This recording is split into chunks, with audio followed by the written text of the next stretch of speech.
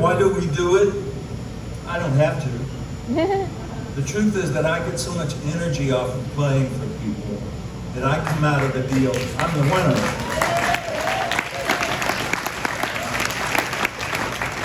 I am right now stealing your energy. Be careful not to take too much, but you know, that song After Judy recorded it was recorded by Joe Cocker, Linda Ronstadt, Glen Campbell, Josh Groban, Albert Lee, great record Albert did, and Joan Baez. It was never a hit. It was never it never had a heavy airplay. It was never in rotation. It was never on Bill's playlist. And yet, it carved a little place for itself. And that's, as a songwriter, that's what you love to see. You love to see what happens to your songs when you send them out into the world.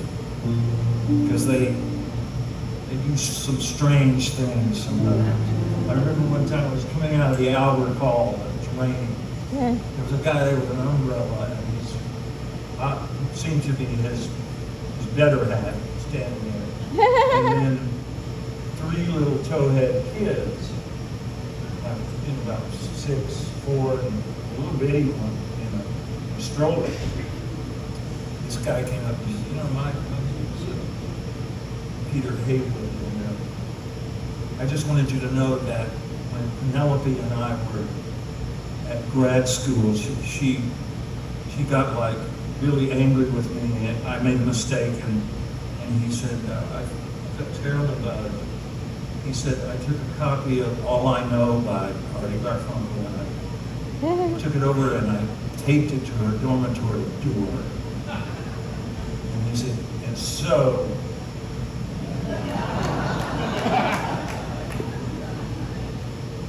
now that's the kind of responsibility I really don't want to have. That's taking things a little bit too far. But your songs do things that you don't know about. It's one of the beautiful things about this profession. There's an up and down side to this. You know, every night can't be Grammy Award night. Every night can't be the night that the Highwaymen recorded Highwaymen. But you do what you can to get by. So, and sometimes lightning strikes. Like one day I'm sitting at home, and my son Justin, and I have 5 sons, with my ex-wife. I couldn't have done it without her.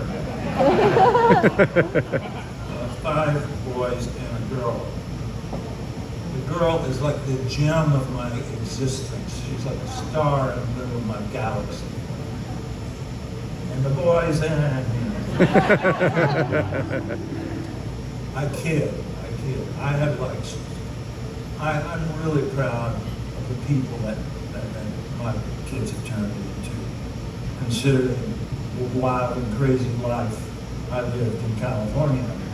Woo! You know, I lost my virginity in California. I lost my mind in California.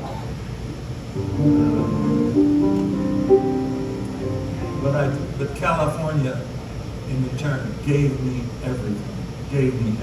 That's why I'm here.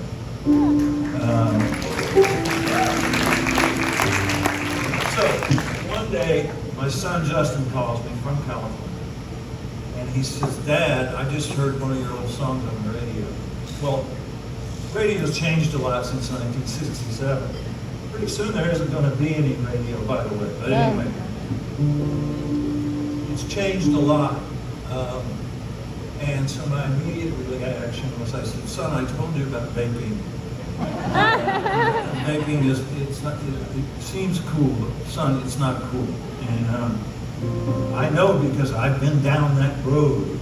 And he said, Dad, I'm not vaping. And he said, there's a Kanye West record out called Famous. And he said, it's your song. Just do what you gotta do. And I said, you gotta be nuts.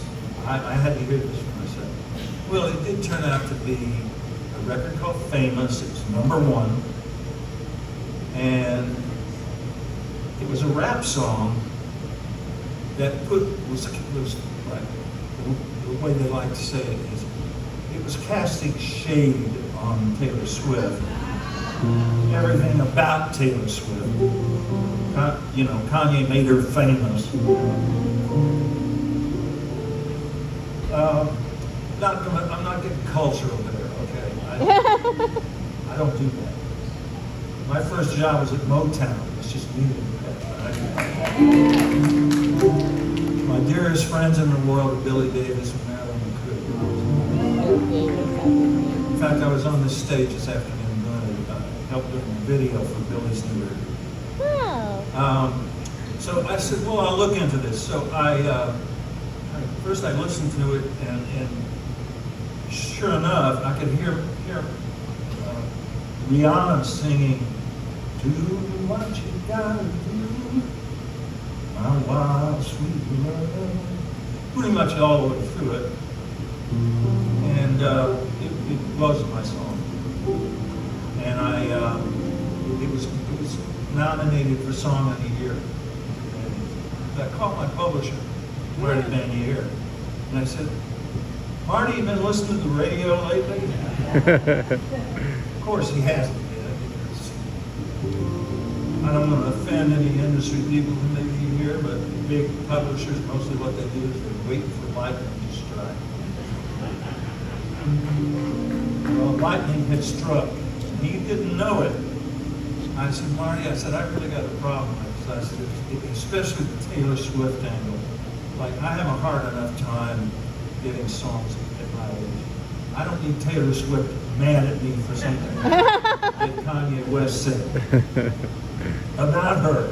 And he said, oh, wow. He said, well, I didn't know that. I can hear in the background, I can hear the noise of his jet engines on his private jet.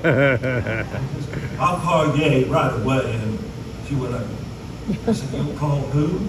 He said, I'm going to call Ye. And I said, who's Ye? And he said, well, he's Ye. I said, oh, okay. They called. A few minutes, he called back, and he said, well, I've been talking to Ye. And he says, how about 45%? And I'm thinking, Grammy-nominated song. It's got 13 writers. 13 writers nominated. I ain't there, but there's a list. And it's about 60 pounds of Grammys. Can you imagine 13 writers going up there and getting a Grammy? That's what was going to happen. And I said, well, what do you mean 40? He said, 46%. I said, what do you mean 46? He said, of everything, everything. I said, well, I mused to myself for a second. Taylor's a pretty big girl now. She's been taking real good care of herself. I took the money. Because it's hard for songwriters to make money in this digital universe. They make it real tough on us. Like I make 0.0076 cents per download. Adele had a platinum single that was reportedly, ladies and gentlemen, this is a true story. At least you'll learn some interesting facts here. She had the biggest single record in the history of the industry,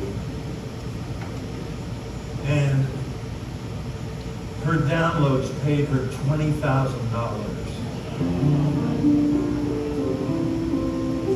Now tell me that they're not squeezing us. they really don't want us, okay?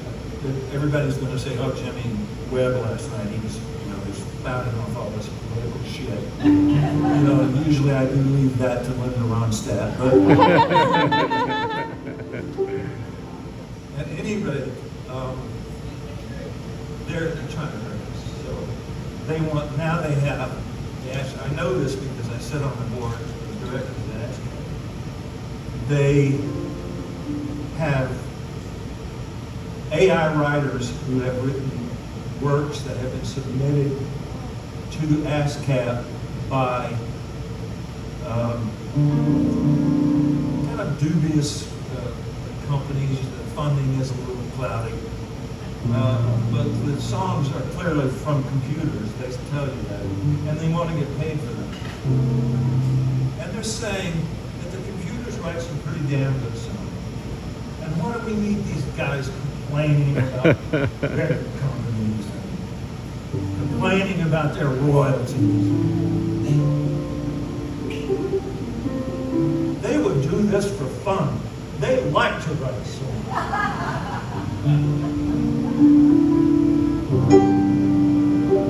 That's all I have to say on that subject. Except I'll ask Jerry Beckley. Jerry, do we like to write songs? Jerry Beckley from America, he's here tonight.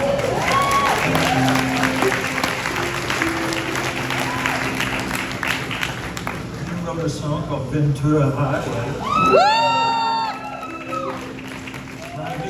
Right here in the neighborhood, where, by the way, Harry Nielsen is also,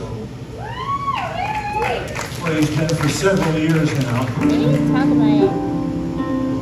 I used to live off the Ventura Freeway, White Oak exit. So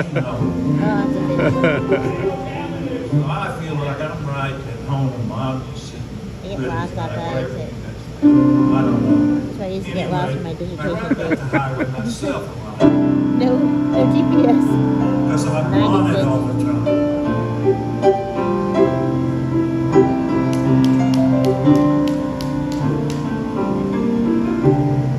By the time I get to Phoenix, Oh no.